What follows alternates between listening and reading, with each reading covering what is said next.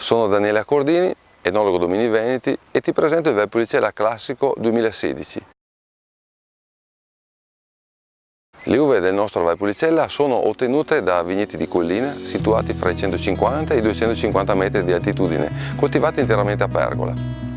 L'annata 2016 è stata caratterizzata da una partenza vegetativa leggermente in ritardo, con piogge abbondanti a metà giugno, dopodiché il tempo ha cominciato a riprendere in condizioni ideali per arrivare alla maturità verso la seconda settimana di settembre con uve in perfette condizioni.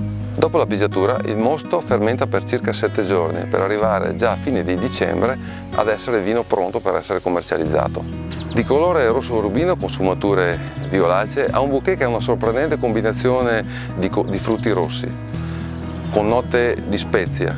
Ha un sapore secco, caldo, con un tannino molto asciutto e delicato.